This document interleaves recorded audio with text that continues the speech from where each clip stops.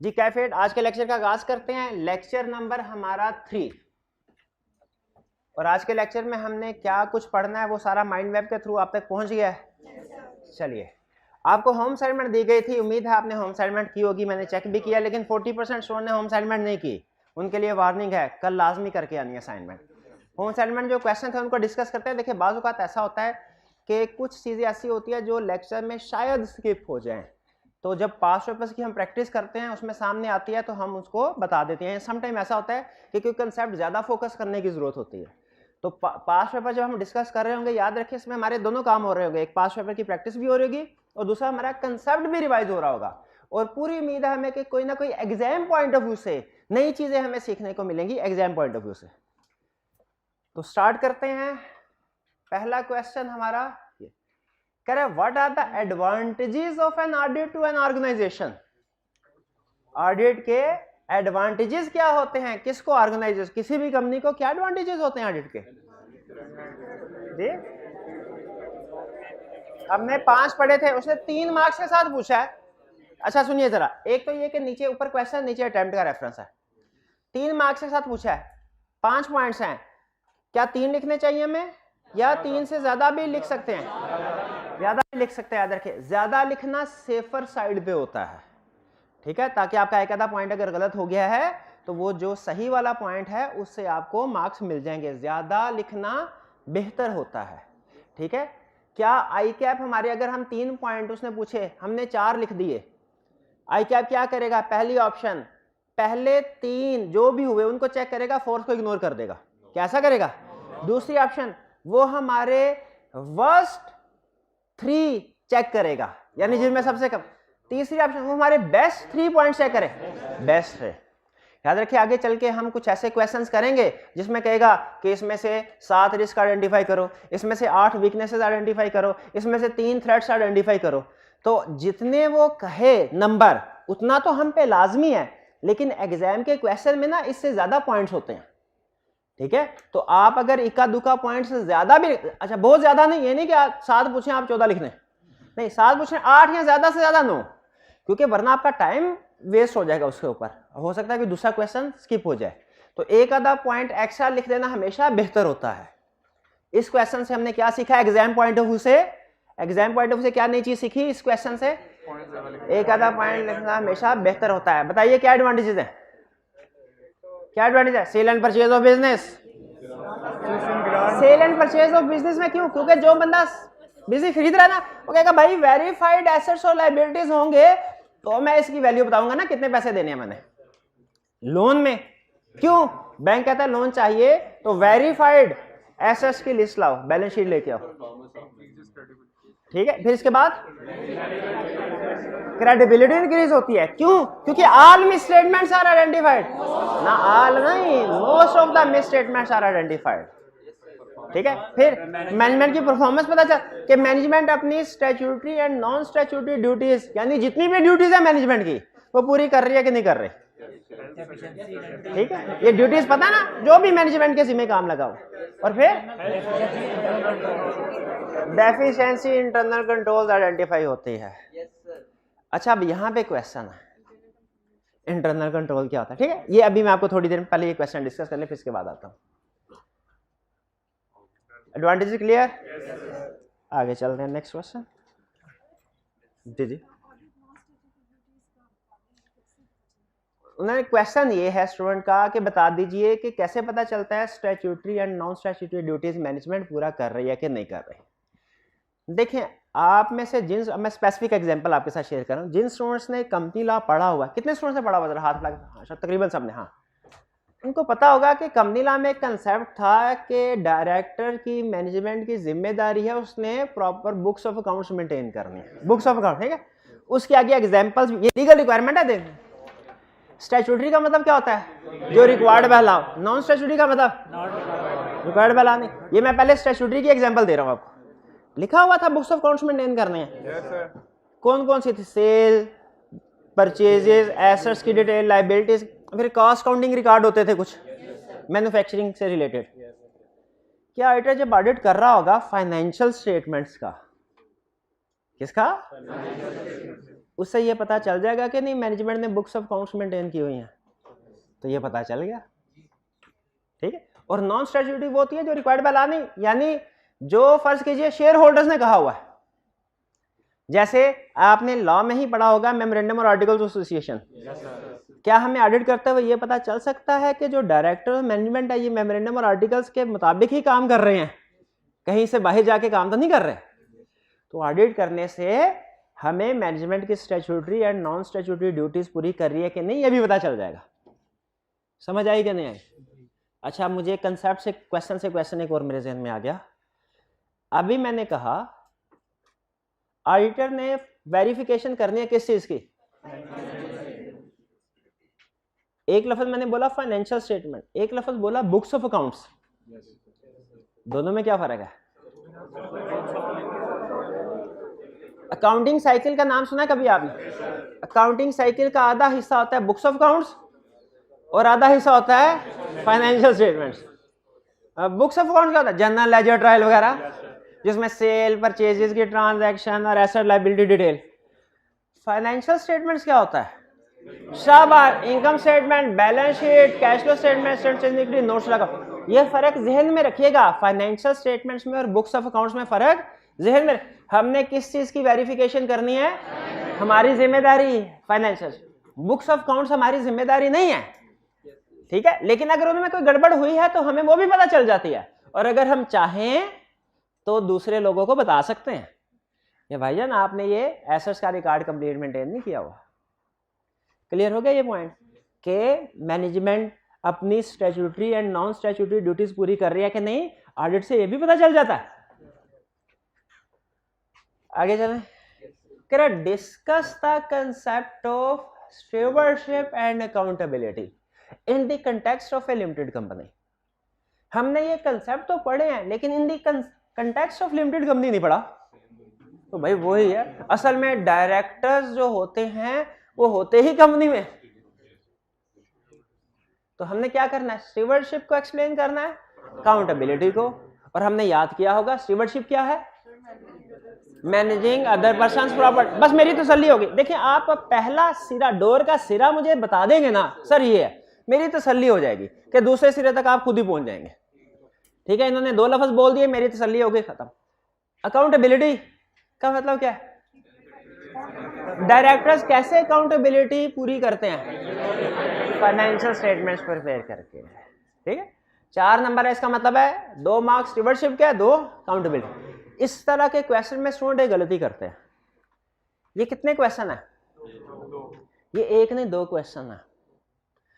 कैसे पता चला 2 क्वेश्चन है? एंड के लफ्ज से। जब किसी एक सेंटेंस में रिक्वायरमेंट के अंदर, जब रिक्वायरमेंट के अंदर लफ्ज एंड आ जाए, इसका मतलब है इससे पहले वाला क्वेश्चन और था, इसके बाद वाला क्वेश्चन और। इस तरह के क्वेश्चन में अक्सर स्टूडेंट गलती करते हैं, एक को स्किप कर जाते हैं। सिर्फ स्टीवर्डशिप लिखेंगे, सिर्फ अकाउंटेबिलिटी, दूसरे को भूल जाएगा, घर जाके याद आएगा एक लफ्ज ये भी लिखा हुआ था। तो जहां पे एंड आए ना, वहां पे एंड को अंडरलाइन कर लें। इसका मतलब है रिक्वायरमेंट बढ़ गई। अब हमने एक चीज ये भी पहले वाली भी बतानी है और जो आगे आने वाली है बताना। ये क्लियर है जी? चलिए, ये बहुत ज्यादा स्टूडेंट गलती नहीं करते, 10 to 15%, लेकिन बहरहाल ये गलती अक्सर हो जाती है।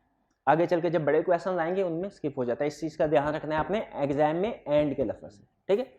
अच्छा, मार्क्स 4 है। मार्किंग स्कीम प्रोबेबली क्या होगी? 2 मार्क्स इसके होंगे, 2 इसके होंगे, ठीक है। आगे चलते हैं, 2 ही क्वेश्चन थे हमारे। चलिए, ये हमारे क्वेश्चन खत्म। पास कीजिएगा जी। अब प्रीवियस लेक्चर में से कोई क्वेश्चन पूछना चाहते हो तो पूछ लें। जी जी।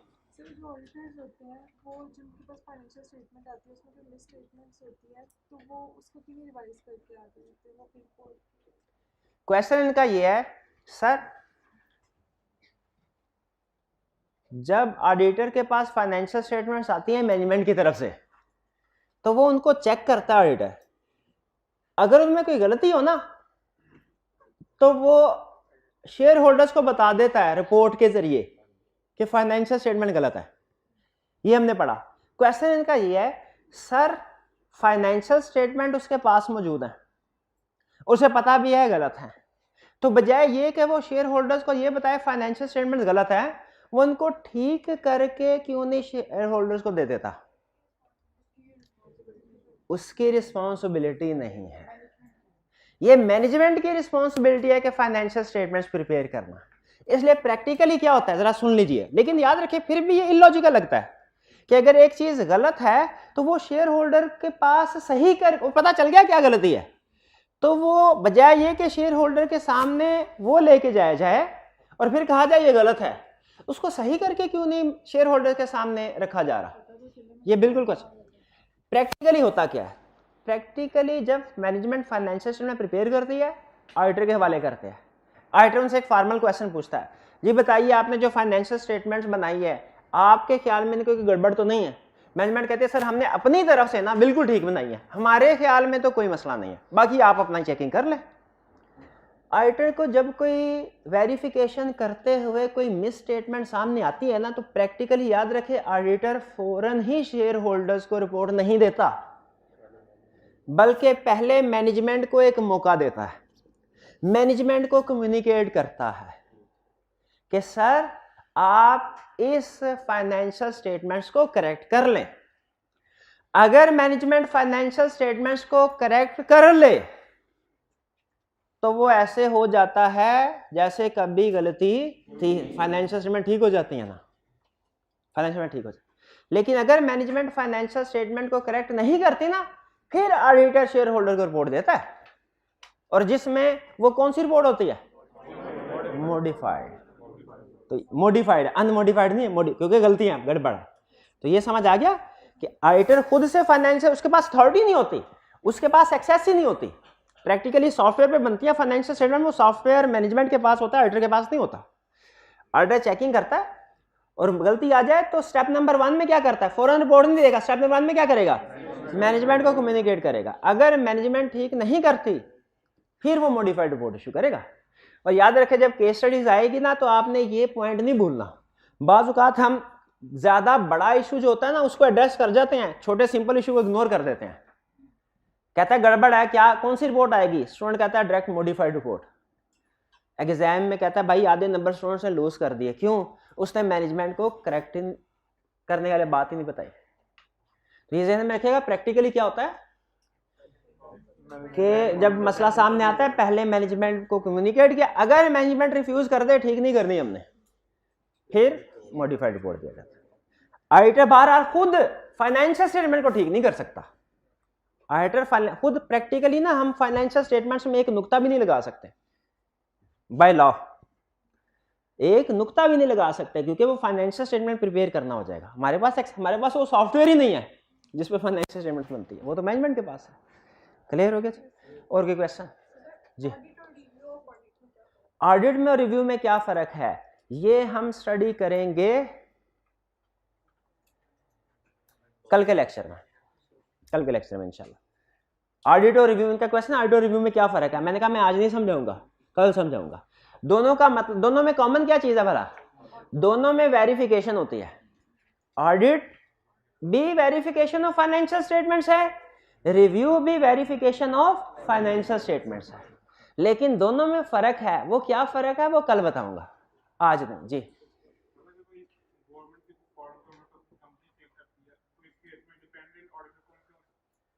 अगर कोई, हाँ अच्छा, अगर गवर्नमेंट फर्ज कीजिए अपनी कोई कंपनी किसी फॉरेन इन्वेस्टर को सेल करती है, तो ऑडिटर कौन होगा? देखिए ये दोनों आपस में बैठ के एग्री करते हैं। गवर्नमेंट फॉरेन इन्वेस्टर से पूछती है आप बता दीजिए, ये पाकिस्तान में लिस्ट है चार्टर्ड अकाउंटेंट्स की, जिसको आप कहें ऑडिट करवा लेते हैं उससे। अगर आप चाहते हैं बाहर की कोई फर्म आ जाए तो आप बता दें, उससे करवा देते हैं। नॉर्मली चूंकि पाकिस्तान की फर्म्स की इंटरनेशनल एफिलिएशन होती हैं, ठीक है, तो इसीलिए वो लोकल फर्म को पॉइंट कर देते हैं फॉरेन इन्वेस्टर्स, क्योंकि उन्हें पता होता है कि इसमें क्वालिटी हमें वही मिलेगी जो कि इंटरनेशनल फर्म्स की है। क्योंकि फर्म्स एफिलिएटेड होती है ना, तो वो सारा सिस्टम जो इंटरनेशनल है वो लोकल फर्म्स ने अडॉप्ट किया। आपने बिग 4 का नाम सुना होगा, वो बिग 4 फर्म पाकिस्तान में एग्जिस्ट नहीं करती, लेकिन उनकी एफिलिएटेड फर्म पाकिस्तान में है। और पाकिस्तान में और जो यूएसए में फर्म है, उनका काम करने का तरीकाकार एक जैसा है। क्योंकि वो अपने सिस्टम, जब एफिलिएशन करवाते हैं ना किसी के साथ, तो उसके सिस्टम शेयर करते हैं, नॉलेज शेयर करते हैं लोग एक दूसरे के साथ। जी, अगर कोई आइटम मटेरियल मिस स्टेटमेंट को इग्नोर कर दे, क्या वो अकाउंटेबल होगा? पहले तो इनका क्वेश्चन नहीं है, लेकिन पहले मेरा सवाल, मटेरियल कौन सी मिस स्टेटमेंट मटेरियल है, कौन सी इमटेरियल, ये कैसे पता चलेगा? 5% ऑफ प्रॉफिट का रोल है। अगर 5% ऑफ प्रॉफिट से ज्यादा है मटेरियल, अगर कम है तो इमटेरियल। अगर वो इग्नोर कर दे जानबूझ के, तो बिल्कुल वो लायबल होगा, उसको फांसी पे लटका देंगे हम। भाई क्यों 5% ऑफ प्रॉफिट? अगर तो कम की होती ना तो हम छोड़ देते, लेकिन अगर ज्यादा की है और वो इग्नोर कर देता है, उसके सामने आई और उसने इग्नोर कर दी, तो क्या करना है? फांसी पे लटका देंगे, बिल्कुल वो लायबल है, भुगतेगा। जी,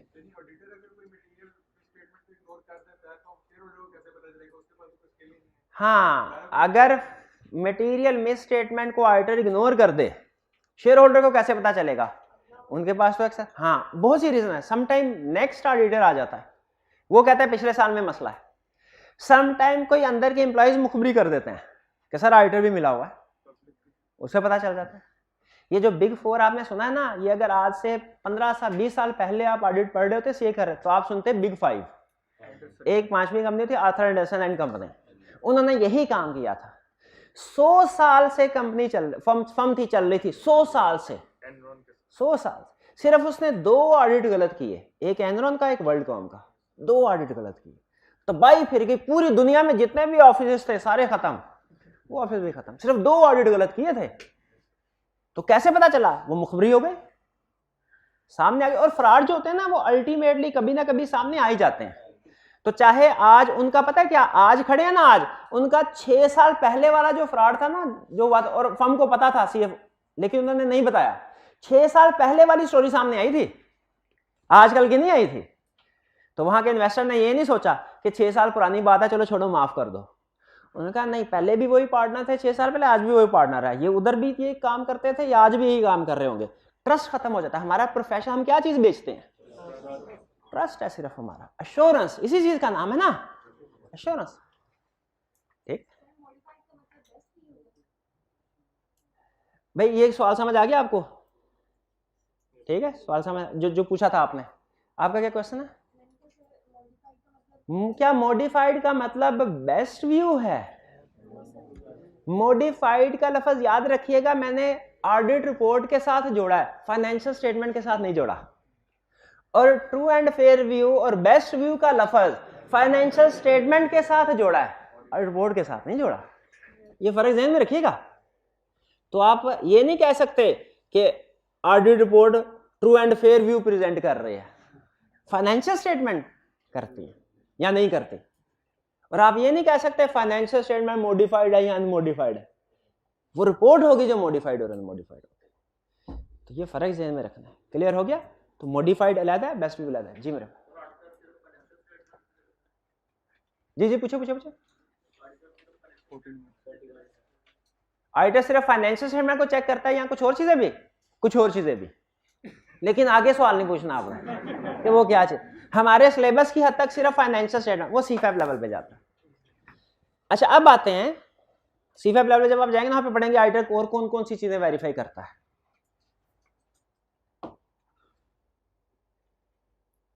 चलें चलते चलते कि बता देता हूं मैं ये स्टेटमेंट देता हूं। फॉर एग्जांपल, प्रीवियस अटेम्प्ट में मेरे पास, फर्ज कीजिए मैंने ये स्टेटमेंट दी, 500 स्टूडेंट पढ़ते थे ये सब्जेक्ट। आपको तो नहीं पता सही है कि गलत है? क्या एक आपको अगर शक है, आप किसी इंडिपेंडेंट चार्टर्ड अकाउंटेंट से कहीं, ऑडिटर से कहीं, सर की ये स्टेटमेंट वेरीफाई कर दो, वो कर सकता है कि नहीं कर सकता? वेरीफाई क्यों नहीं कर? पिछले साल का रिकॉर्ड देख लेगा, सारे स्टूडेंट्स जो है, लिस्ट है, CRN नंबर, रोल नंबर, सारा कुछ होता है। लेकिन ये फाइनेंशियल स्टेटमेंट तो नहीं है, ये एक स्टेटमेंट तो है, फाइनेंशियल स्टेटमेंट तो है, इसको भी वेरीफाई कर, लेकिन ये आप एडवांस लेवल पे पढ़ेंगे। अब लर्निंग ऑब्जेक्टिव 1 में एक कंसेप्ट में वर्ड यूज हुआ था, इंटरनल कंट्रोल। बहुत अहम कंसेप्ट, बहुत अहम, इसीलिए कल नहीं करवाया था। इसके ऊपर 15-20 मिनट लगाऊंगा मैं। तैयार हैं सीखने के लिए? आपने एक पढ़ा होगा सिस्टम, दुनिया का कोई भी सिस्टम जो होता है ना, अच्छा ये बोर्ड थोड़ा बहुत ना प्रॉब्लम है, ये 1-2 दिन में हो जाएगा ठीक, अभी आपने फोकस करना है, ये सारी चीजें इग्नोर कर दें, डिस्ट्रैक्शन है, ये डिस्ट्रैक्शन है। अब आपका इम्तिहान है, डिस्ट्रैक्शन को इग्नोर करना है और कंसेप्ट पे फोकस करना है। सिस्टम, दुनिया का कोई भी सिस्टम, उसके 3 हिस्से होते हैं, इनपुट, प्रोसेसिंग, आउटपुट, ये पता है ना। जो काउंटिंग सिस्टम है इसके भी 3 हिस्से होंगे, इनपुट, प्रोसेसिंग, एग्री करते हैं? Input, processing, output, input, processing. Accounting system का आउटपुट क्या होगा? फाइनेंशियल स्टेटमेंट्स को मैं F/S लिख रहा हूं अपना टाइम बचाने के लिए, आपने अपना टाइम कभी नहीं बचाना, पूरा लिख, एब्रिविएशन मुझे सख्त नापसंद है जब स्टूडेंट यूज करे। फाइनेंशियल स्टेटमेंट, फाइनेंशियल स्टेटमेंट में कौन कौन सी चीजें होती हैं, फटाफट बता भाई। Income statement, balance sheet, cash flow statement, statement change in equity, notes to the accounts, directors report, director report शामिल नहीं होती, चेयरमैन रिव्यू रिपोर्ट वो भी शामिल नहीं होती। अच्छा चलें ठीक है, 5 चीजें होती हैं ना, income statement, balance sheet, cash flow statement, change in equity, notes to the account. Okay, input क्या है? ट्रांजैक्शंस। ट्रांजैक्शन, भाई सिस्टम के अंदर ट्रांजैक्शंस डालेंगे तो जाके फाइनेंशियल स्टेटमेंट में शो होंगी ना। ट्रांजैक्शंस, ट्रांजैक्शन कौन सी ट्रांजैक्शन? बहुत सी ट्रांजैक्शन, फॉर एग्जांपल सेल्स की ट्रांजैक्शंस, फॉर एग्जांपल परचेज की ट्रांजैक्शन, फॉर एग्जांपल एक्सपेंस की transactions, for example cash and bank की ट्रांजैक्शंस वगैरह वगैरह। इन्वेंट्री, फिक्स एसेट्स की ट्रांजैक्शन, देते रहे एग्जांपल, बाद में पछताएंगे इतनी एग्जांपल्स क्यों दे, अभी बताता हूं क्यों, थोड़ी देर के बाद। ये ट्रांजैक्शन कभी सेल होगी, कभी परचेज होगी, कभी खर्चे होंगे, कभी कैश आ रहा होगा, कभी कैश जा रहा होगा, यही हो रहा होगा। सारी ट्रांजैक्शन काउंटिंग सिस्टम में रिकॉर्ड होती हैं। आप अकाउंटेंट हैं, काउंटिंग में रिकॉर्ड करते हैं, से cash debit, sales credit, purchases debit, credits credit, ये सारी ट्रांजैक्शन रिकॉर्ड हो रही होंगी। फिर सिस्टम के अंदर कुछ प्रोसेसिंग होती है, कुछ लोग कुछ काम करते हैं। प्रोसेसिंग में क्या होता है? कुछ लोग कुछ ना कुछ काम करते हैं। जब ये कुछ लोग कुछ ना कुछ काम करते हैं, फिर उसके बाद फाइनेंशियल स्टेटमेंट बनती है कि चुटकियों में बन जाती है। जैसे ही आपने डाटा डेबिट सेल्स क्रेडिट किया, चुटकियों में बन जाती है। जैसे ही इन्वेंट्री आई, purchases debit, credit credit, financial statements चुटकियों में नहीं। कुछ पॉलिसीज एंड प्रोसीजर्स अप्लाई करने पड़ते हैं, फिर जाके फाइनेंशियल स्टेटमेंट्स बनती हैं। कुछ पॉलिसीज एंड प्रोसीजर, ट्रांजैक्शंस को रिकॉर्ड करने के लिए और उसके बाद कुछ पॉलिसीज एंड प्रोसीजर्स परफॉर्म करने पड़ते हैं। पॉलिसीज एंड प्रोसीजर्स परफॉर्म करने पड़ते हैं। अच्छा, मेरी राइटिंग कम कम स्टूडेंट को समझ आती है, आपने राइटिंग के साथ जो बोल रहा हूं स्पीकिंग, इसके ऊपर भी फोकस करना है। मैनेजमेंट की तरफ से कुछ policies and procedures in transactions पे अप्लाई की जाती हैं, इसके बाद फिर फाइनेंशियल स्टेटमेंट्स बनती हैं। ये पॉलिसी एंड प्रोसीजर्स जिनसे गुजर के ट्रांजैक्शंस फाइनेंशियल स्टेटमेंट्स बनती हैं, इन पॉलिसी एंड प्रोसीजर्स को कहते हैं internal control. In policy and procedure को क्या कहते हैं? Internal control. फॉर एग्जाम्पल मुझे बताइए, आप इनकम स्टेटमेंट बैलेंस शीट बनाई होगी, काउंटिंग में क्वेश्चन किए होंगे, नीचे एक एडजस्टमेंट होती थी, स्टॉक की वैल्यू है 1 लाख रुपया। ये स्टॉक की वैल्यू क्या ऐसे ही आ जाती थी कि कोई पॉलिसी एंड प्रोसीजर परफॉर्म करना पड़ते थे? क्या करना पड़ता था? स्टॉक काउंटिंग करनी पड़ती थी। क्या स्टॉक काउंट किए बगैर बैलेंस फाइनेंशियल स्टेटमेंट बन सकती हैं? नहीं बन सकती। ये स्टॉक काउंट करना, ये है इंटरनल कंट्रोल। यह है इंटरनल कंट्रोल। एक और चीज मुझे बताइए, फाइनेंशियल स्टेटमेंट्स में बैंक का बैलेंस आता था? क्या जो टी अकाउंट में क्लोजिंग बैलेंस होता है 31 नंबर पे वही बैलेंस शीट में डाल देते हैं कि उससे पहले एक प्रोसीजर परफॉर्म करते हैं, बैंक रिकंसिलिएशन स्टेटमेंट बनाते हैं, बीआरएस बना के फिर फाइनेंशियल स्टेटमेंट बनती हैं कि बीआरएस के बगैर भी बन जाती हैं? बीआरएस बनाने के बाद। तो इसका मतलब यह है bank reconciliation statements financial statement बनाने के लिए जरूरी है क्या? ये है इंटरनल कंट्रोल। ये बीआरएस बनाना ये ट्रांजैक्शन कोई नहीं होती, ये ज़हन में रखिएगा। ये इटसेल्फ ट्रांजैक्शन कोई नहीं है, बल्कि ये जो कैश एंड बैंक के ट्रांजैक्शंस है उनको देखने के लिए कि सही हुई है कि नहीं, कोई एरर या मिशन तो नहीं रह गया, उसके लिए बनाई जाती है। यह है इंटरनल कंट्रोल, जो इटसेल्फ ट्रांजैक्शन नहीं है लेकिन ट्रांजैक्शंस की एक्यूरेसी को इंश्योर करता है कि वो ठीक रिकॉर्ड हो रही है कि नहीं हो रही। स्टॉक काउंट करना इटसेल्फ कोई ट्रांजैक्शन है। आप जिंदगी में कभी ये नहीं देखेंगे कि स्टॉक काउंट को रिकॉर्ड करो, नहीं नहीं, बस रिकॉर्ड होती है सेल की ट्रांजैक्शन, परचेज की ट्रांजैक्शन। स्टॉक काउंट तो एक एक्टिविटी है जो लोग परफॉर्म कर रहे होते हैं। हाँ, उसके बाद अगर कोई कमी बेशी सामने आए उसकी एंट्री पास होती है, उसकी ट्रांजैक्शन पास होती है, वो अलग है। लेकिन इन इटसेल्फ स्टॉक काउंट करना ये क्या है? अच्छा, अगर समझ आ गया, एक क्वेश्चन पूछ रहा हूं, सही जवाब दे दिया आगे चलूंगा, वरना इसका मतलब टाइम जाया किया हमने। सेल की ट्रांजैक्शन है, सेल की 10 लाख रुपए की, ये ट्रांजैक्शन है कि इंटरनल कंट्रोल? ट्रांजैक्शन, शाबाश। अच्छा, एक कस्टमर आया, कहने लगा मुझे 10 लाख की उधार सेल कर दो। हमने सीएफओ से पूछा, सर इसको उधार सेल करनी है कि नहीं करनी? उससे अप्रूवल ली, उसने अप्रूव कर दिया। ट्रांजैक्शन अभी सेल की नहीं, लेकिन सीएफओ ने अप्रूव कर। बताइए ये अप्रूवल ट्रांजैक्शन, शाबाश शाबाश, प्रोसीजर फॉलो किया, ये चीज, ये इंटरनल कंट्रोल है। बाद में जब सेल करेंगे वो ट्रांजैक्शन इंटरनल कंट्रोल। भाई इंटरनल कंट्रोल समझ आ गया? ये ट्रांजैक्शन जो होती है ना, ये बेसिकली अमाउंट्स में इवेंट्स होते हैं, जबकि पॉलिसी एंड प्रोसीजर ये कंपनी के प्रोसीजर्स होते हैं। ठीक है? अगर आपको समझ आया फर्क ट्रांजैक्शन में इंटरनल कंट्रोल का मतलब समझ आया कि पॉलिसी एंड प्रोसीजर जिनसे गुजर के फाइनेंशियल स्टेटमेंट बनती है, तो अब आगे बात जो है ना मजीद क्रिटिकल होने जा रही है। अटेंटिव होके बताइएगा मुझे, अगर समझ आया इंटरनल कंट्रोल तो बताइए फिर इंटरनल कंट्रोल गुड थिंग है या बैड थिंग है? पक्की बात है, गुड। हमारे सीनियर हमें ये कहते हैं कि इंटरनल कंट्रोल स्ट्रॉन्ग भी हो सकते हैं, वीक भी हो सकते हैं। फिर हमें कहते हैं अगर इंटरनल कंट्रोल स्ट्रॉन्ग है तो ए ऑडिटर तुम खुश हो जाओ। क्यों? क्योंकि इंटरनल कंट्रोल फाइनेंशियल स्टेटमेंट नहीं है, लेकिन ये फाइनेंशियल स्टेटमेंट्स को इफेक्ट करते हैं। कैसे इफेक्ट करते हैं? अगर इंटरनल कंट्रोल स्ट्रॉन्ग है, फाइनेंशियल स्टेटमेंट्स में गलती का चांस कम है।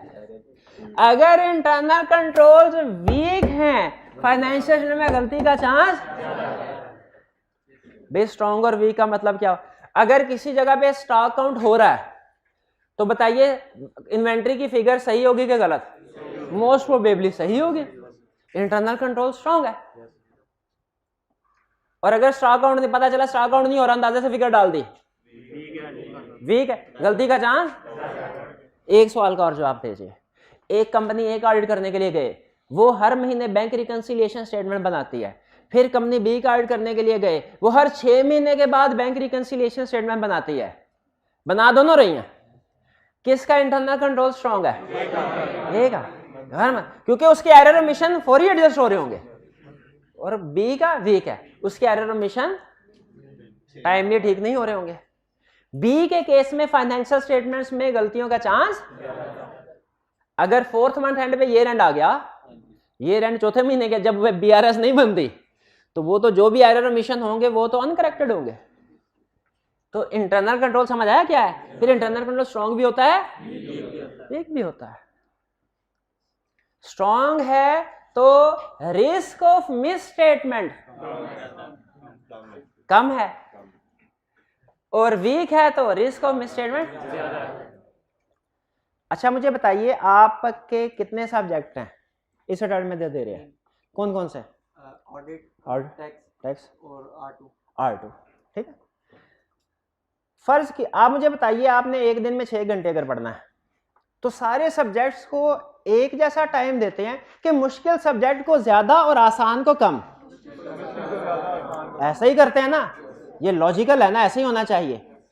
जिस सब्जेक्ट में रिस्क ऑफ फेलियर ज्यादा है उसमें हमें काम ज्यादा करना है, जिसमें रिस्क ऑफ फेलियर कम है हमें काम कम करना है।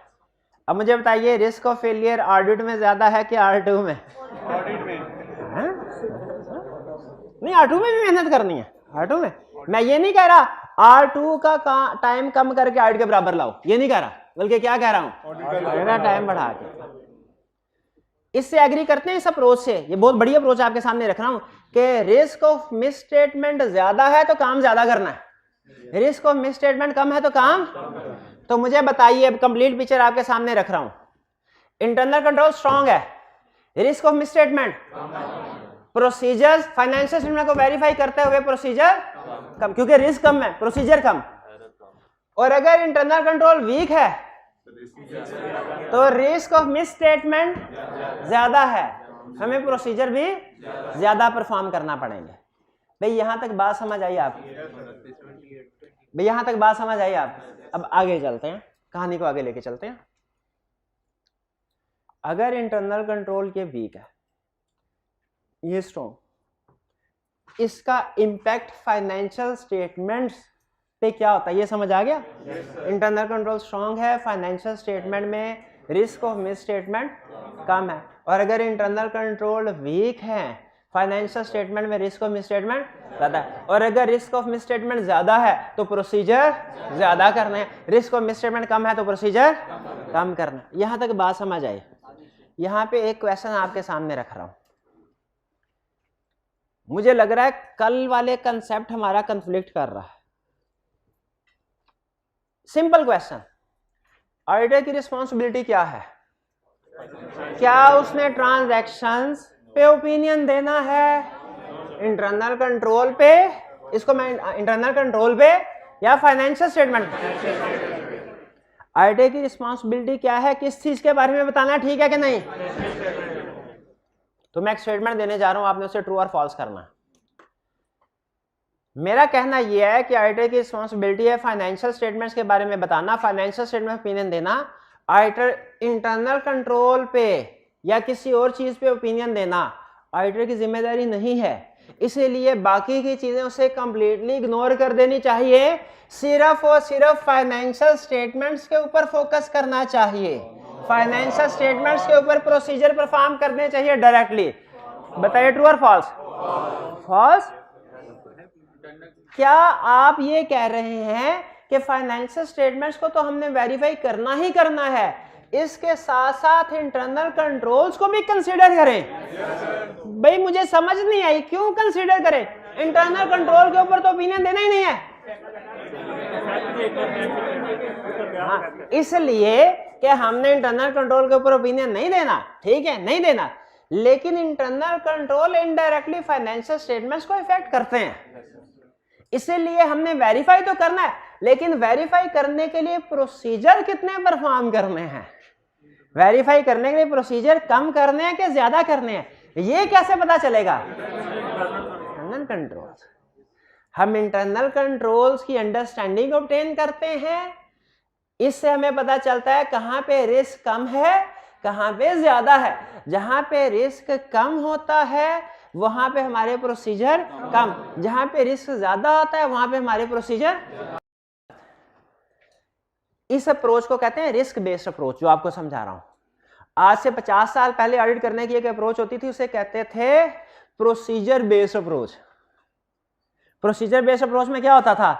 सिर्फ फाइनेंशियल स्टेटमेंट को फोकस करते थे, हर चीज के ऊपर एक बराबर, जो मुश्किल है उसके ऊपर भी वही प्रोसीजर, जो आसान है उसके ऊपर भी वही प्रोसीजर। फिर जब एडवांस मिसस्टेटमेंट आई प्रोफेशन में, उन्होंने कहा नहीं नहीं ये जो प्रोसीजर बेस्ड अप्रोच है ना इसको कैंसिल कर दो, ये गलत है, रिस्क बेस्ड अप्रोच लाओ। वो क्या, पहले इंटरनल कंट्रोल को अंडरस्टैंड करो, अगर स्ट्रांग है तो रिस्क ऑफ मिस स्टेटमेंट कम, फिर यहाँ पे प्रोसीजर कम, और अगर इंटरनल कंट्रोल वीक है तो फिर प्रोसीजर यहाँ पे प्रोसीजर। ये बात समझ आ गई? आगे चले।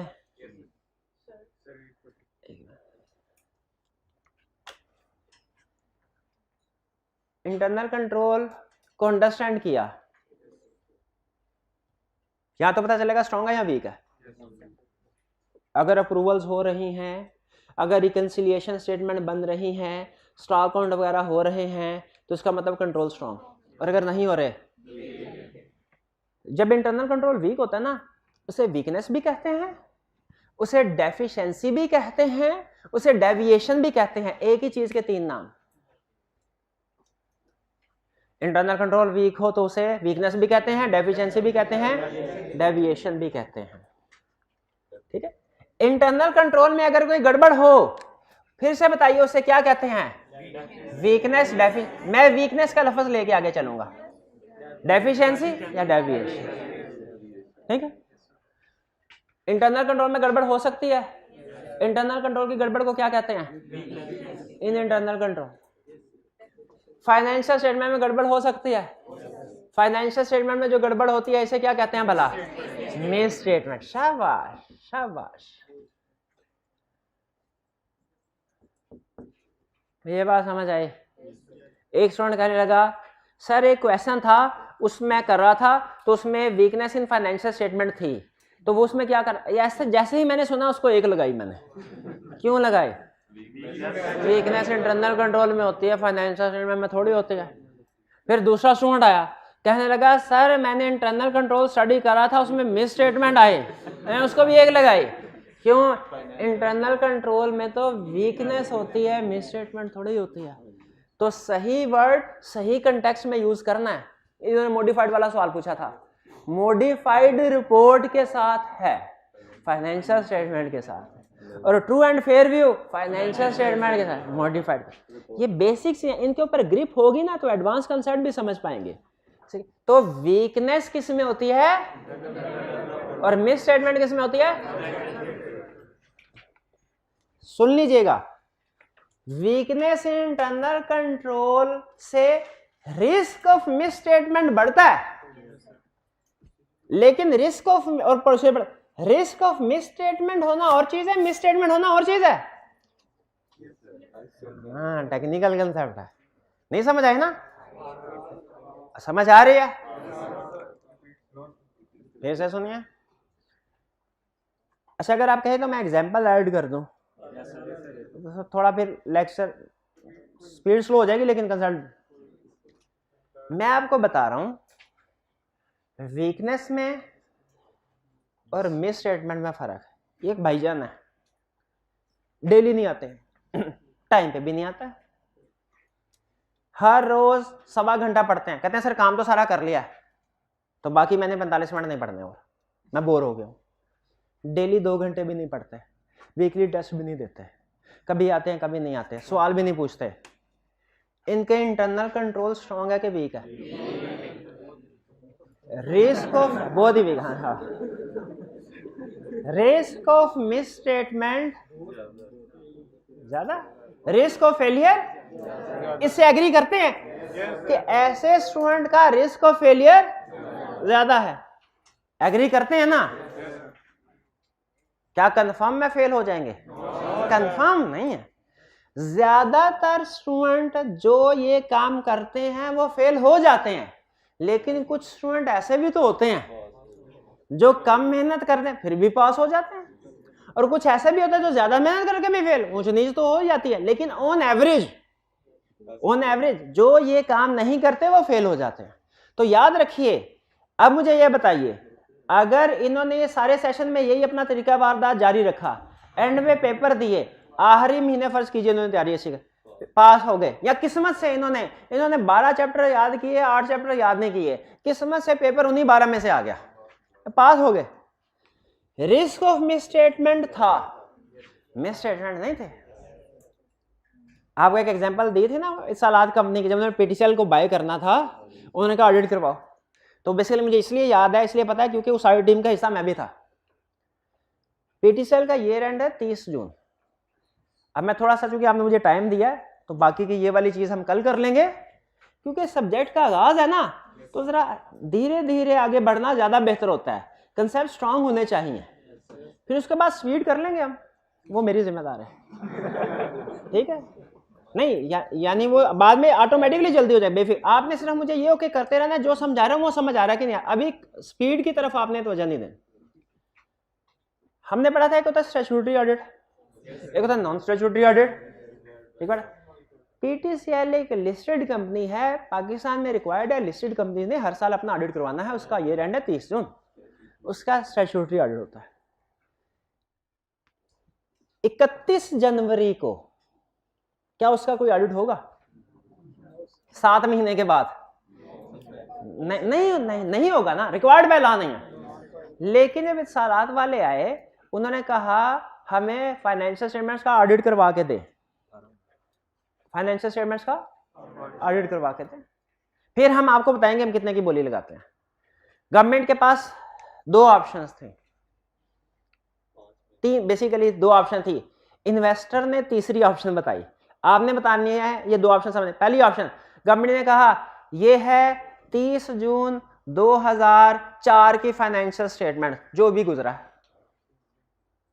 उसने कहा ये तो 7 महीने पुराना है, तब तक तो पता नहीं क्या ऊंच नीच आ जाएगी, ये हम नहीं एक्सेप्ट करेंगे। फिर दूसरी ऑप्शन आई, अच्छा फिर ऐसा करते हैं 30 जून 2005 पे ऑडिट होगा ना, तब तक इंतजार कर लेते हैं। गवर्नमेंट ने कहा नहीं हमारा खजाना खाली है, पैसे तो हमें अभी चाहिए। फिर दरमियानी रास्ता निकाला, क्या 7 माह का ऑडिट करवा। हालांकि ये रिक्वायर्ड बाय लॉ नहीं था, लेकिन चूंकि सेल परचेज ऑफ बिजनेस करना था उसके लिए जरूरी था, तो फिर उन्होंने स्पेशल ऑडिट करवाया 7 माह। ये कौन सा, ये स्टैट्यूटरी था कि नॉन स्टैट्यूटरी? अच्छा, उसमें एक इंटरेस्टिंग चीज सुनिए, जब ऑडिट टीम का ऐसा था तो मैं उसमें जो एरिया वेरीफाई करा, ऑडिट टीम में ना डिफरेंट बड़ा क्लाइंट हो ना तो एक से ज्यादा लोग ऑडिट करते हैं। उसमें कोई हमारा कोई समझ लीजिए 50-60 के करीब लोगों की टीम थी। तो एरियाज बांट दिए जाते हैं, आपने सेल्स को वेरीफाई करना है, आपने परचेजेस को करना है, आपने इन्वेंट्री को, आपने फिक्स एसेट्स को, आपने क्रेडिटर्स को, आपने डेटर्स को। मेरे हिस्से एरिया आया इन्वेंट्री। इन्वेंट्री में वेरीफाई करने के लिए गया तो मैंने देखा बैलेंस शीट में इन्वेंट्री आ रही है 10 लाख। मैंने कहा इन्वेंट्री वेयर हाउस किधर है? उसने कहा सर ये जो सामने दरवाजा खुला हुआ है इसके अंदर चले जाएं, सारी इन्वेंट्री पड़ी हुई है। मैं दरवाजा, मैंने कहा अच्छा ये दरवाजा खुला, कोई और रास्ता भी है? उसने कहा बिल्कुल है सर। सर ये देखे दीवार है ना, सीढ़ी लगाए, जंप लगा के, उधर कोई छत नहीं है, ऊपर 4 दीवारी की हुई है, छत कोई नहीं, ऊपर जाएं आगे वेरिफिकेशन करें, चाहे दरवाजे से जाएं चाहे दीवार से जाएं, आपकी मर्जी। मैं कहा दरवाजा भी खुला, छत भी खुली, ओके। इन्वेंट्री जाके काउंट की, इन्वेंट्री थी पूरी 10 लाख की 10 लाख काउंट की जाके मैंने, इन्वेंट्री काउंट की। इन्वेंट्री काउंट करना नहीं समझते, गिने जाके स्टॉक काउंट किया, इन्वेंट्री पूरे थे। बताइए क्या miss statement in financial statement थे? नहीं थे।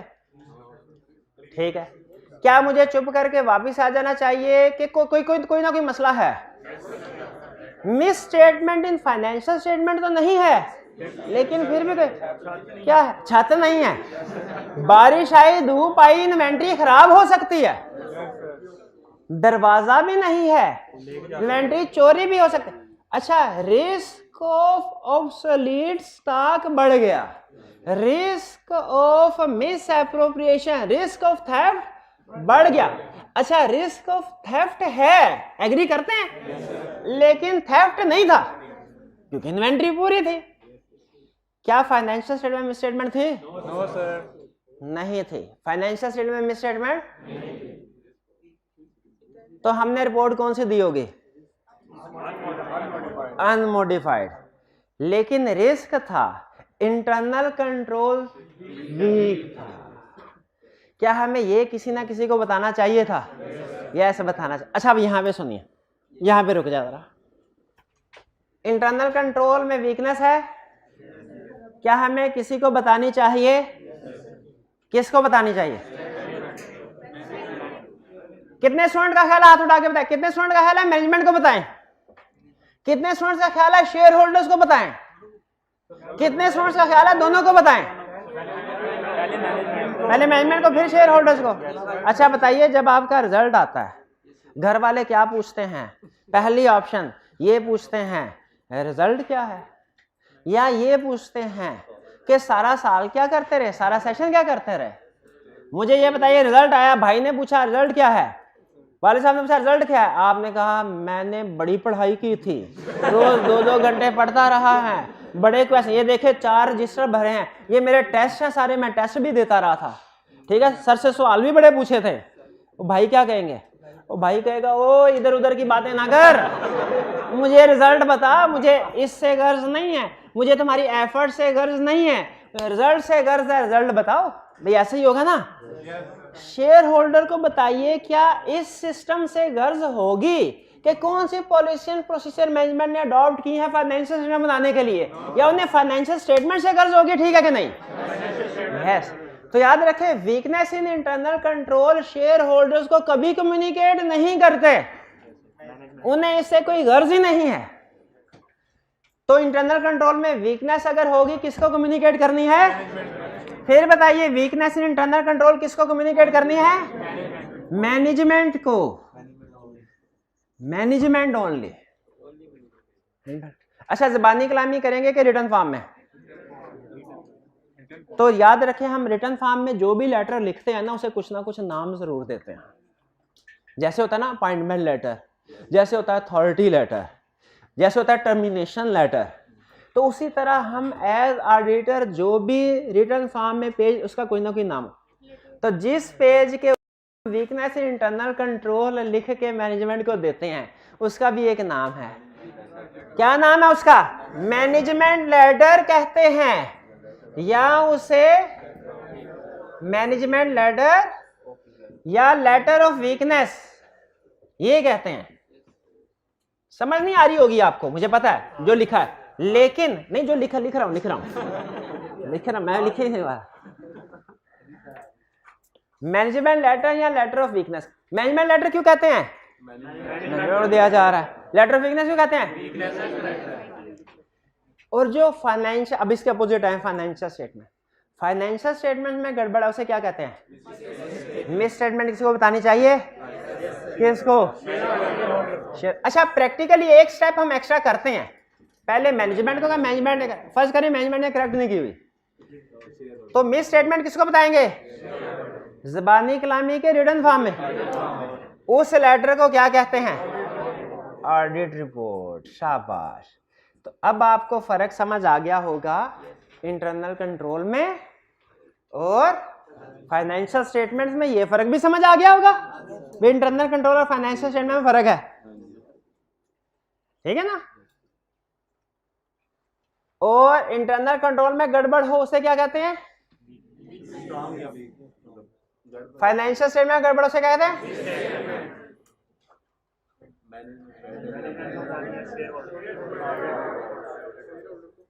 क्लियर हो गई ये बात? चलिए ये, अच्छा आप मुझे बताइए, हमारी वाली एग्जांपल पे वापस आ जाएं। वो जो मैंने इन्वेंट्री में एक वीकनेस मुझे नजर आई, हमने ऑडिट रिपोर्ट में इसको इंक्लूड किया होगा कि नहीं?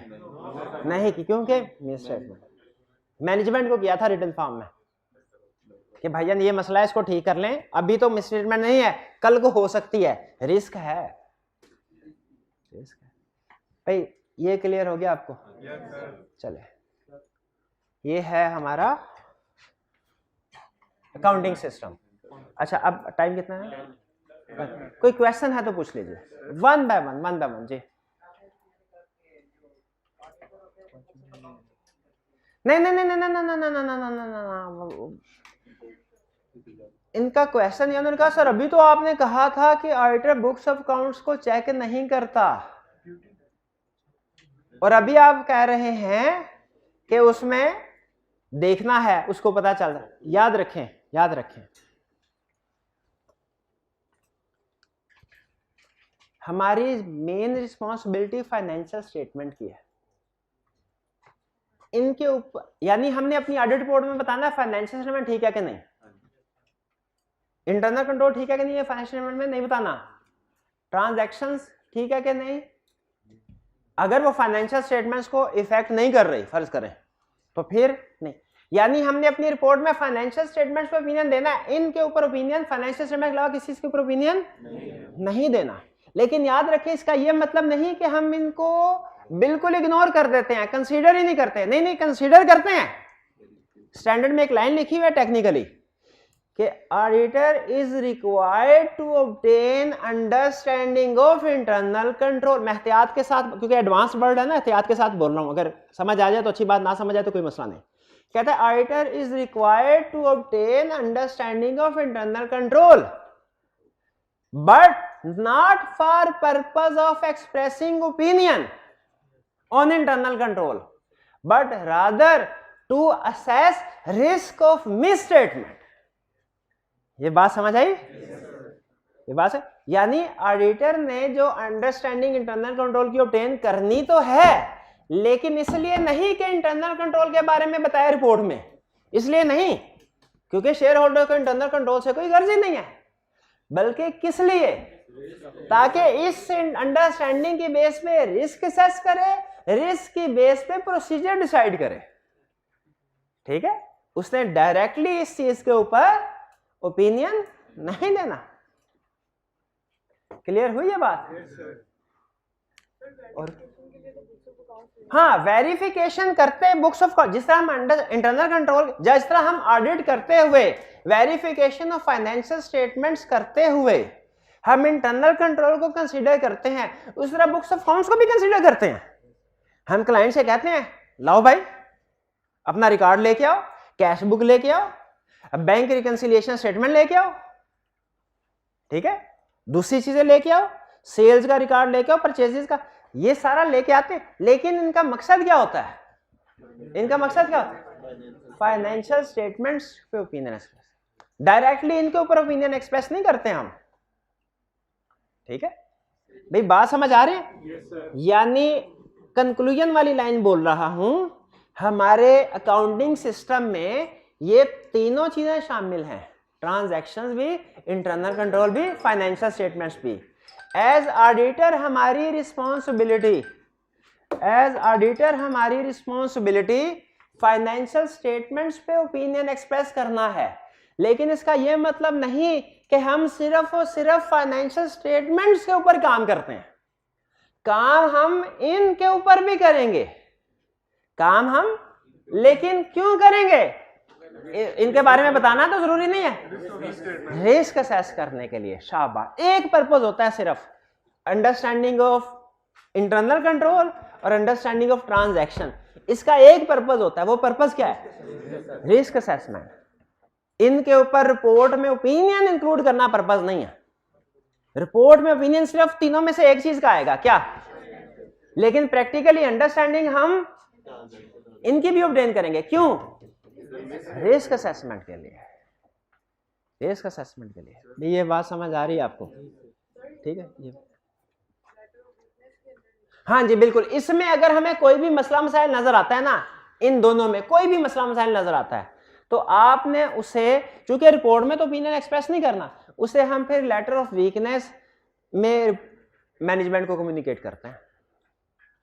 क्लियर हो गई ये बात? और की क्वेश्चन? वन बाय वन जी सर।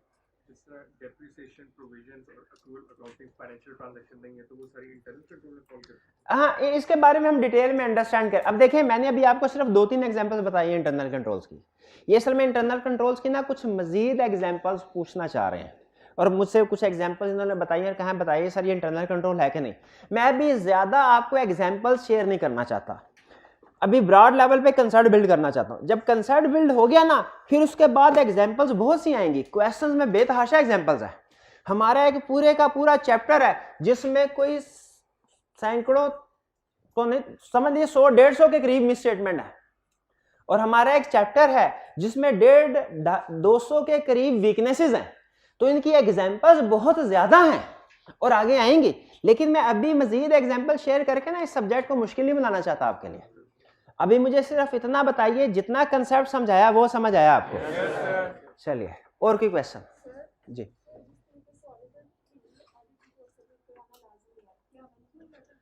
जिस तरह, क्या ऑडिटर के लिए जिस तरह, अब देखें फाइनेंशियल स्टेटमेंट सही है, फिर भी ऑडिटर ने रिपोर्ट देनी है शेयर होल्डर्स को, वो कौन सी रिपोर्ट है?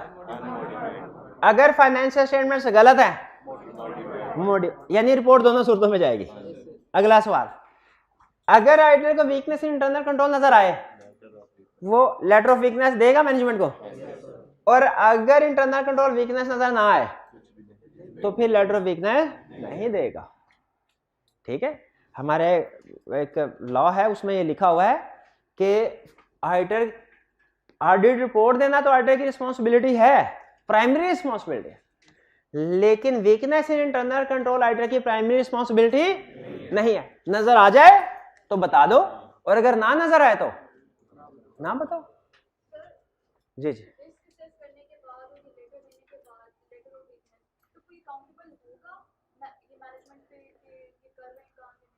अगर वीकनेस इन इंटरनल कंट्रोल सामने आती है, हमने मैनेजमेंट को बता दिया, जैसे हेड ऑफिस में बैठे हुए थे ना, उन्हें नहीं पता था कि उनके गोदाम में ये मसला हो रहा है, जब हमने बताया उनको, जब हमने लेटर के जरिए बताया, उन्होंने उसको ठीक कर लिया।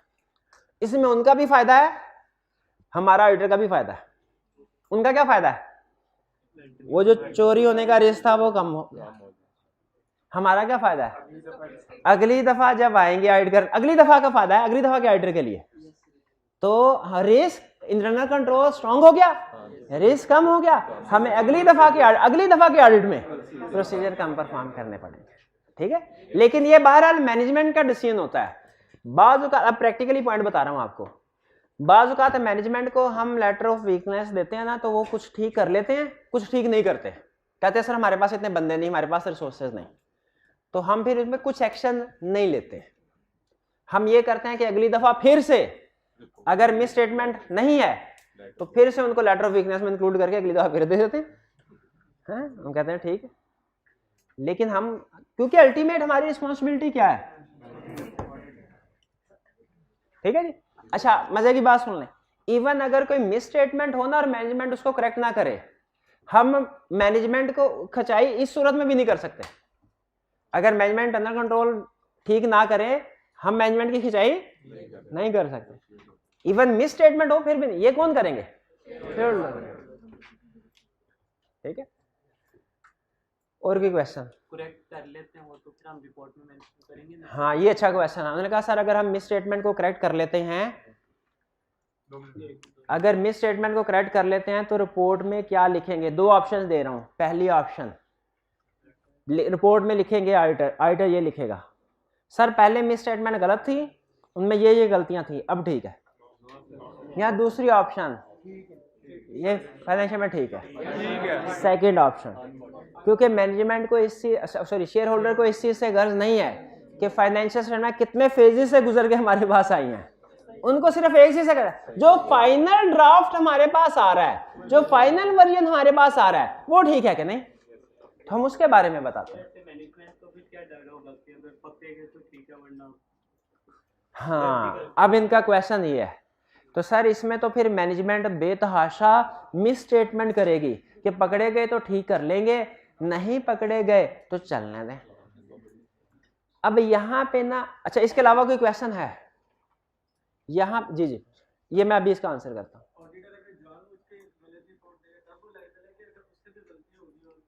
इसके बारे में भी डिस्कशन कल करेंगे। इनका क्वेश्चन मैं रिपीट नहीं कर रहा, क्वेश्चन वो आज के लेक्चर से रेलेवेंट नहीं है। जी, और कोई क्वेश्चन? रिव्यू रिपोर्ट और ऑडिट रिपोर्ट में फर्क मैं आपको कल, लेकिन दोनों में कॉमन चीज क्या है भला? दोनों में फाइनेंशियल स्टेटमेंट की वेरिफिकेशन होती है, ये कॉमन है, लेकिन फर्क क्या है ये बाद में बताएं। एक में वेरिफिकेशन ज्यादा होती है, दूसरे में जरा हल्की आंच पे होती है, कम कम। अच्छा, इनका क्वेश्चन कि अगर मैनेजमेंट ने गलतियां की, ये सोच के कि पकड़े गए तो ठीक कर लेंगे, नहीं पकड़े गए तो, हमारा एक एडवांस चैप्टर हम पढ़ेंगे, उसमें वो हमें ना मुश्किल हो जाएगा कंसर्न। उसमें हमें वो कहता है जब हमारे सामने आए ना, इसका एनालिसिस भी करो, फर्दर एनालिसिस करो। अभी रिक्वायर्ड नहीं था, भाई ने सवाल पूछा तो मैं बता रहा हूँ। मिस स्टेटमेंट सामने, उसका मिस स्टेटमेंट की दो टाइप्स होंगी, एक जो जानबूझ के की जाए, एक जो अनजाने में की जाए। जो अनजाने में की जाए उसे कहते हैं एरर, जो जानबूझ के की जाए उसे कहते हैं फ्रॉड। वो कहते हैं, जो मैं अभी आपको जो डिस्कशन करा ना, वो एरर की है। अगर फ्रॉड होना, इसका पूरा अलग से चैप्टर है। वो ये कहता है फ्रॉड मैनेजमेंट चाहे ठीक करे चाहे ना करे, फांसी का फंदा फिट करना है इसके ऊपर, ठीक है। उसमें क्या करना है, किसको रिपोर्ट करना है, कम्युनिकेट करना है, क्या एक्शन लेना है, वो अभी नहीं, मैं नहीं बता रहा, वो आगे चल के पढ़ेंगे, ठीक है। तो क्लियर हो गया ये। आज के लेक्चर में हमने एक ही चीज सीखी है, इंटरनल कंट्रोल, उसकी एग्जांपल्स, कुछ एग्जांपल्स, और फिर उसका इफेक्ट क्या होगा, कोर्स ऑफ एक्शन क्या है। ये हमने वैसे आज स्टडी करने का प्लान तो था, लेकिन चूंकि आप क्वेश्चन पूछ रहे थे तो मैंने स्पीड अपनी कम करना कि कोई बात नहीं, सब्जेक्ट की बेसिक्स डेवलप हो रही हैं तो वो अच्छे तरीके से डेवलप हो जाए। ये हम इंशाल्लाह कल स्टडी करेंगे। आपका क्विज भी जो है वो कल होगा। आज का लेक्चर यहाँ पे खत्म करते हैं हम। अल्लाह हाफिज।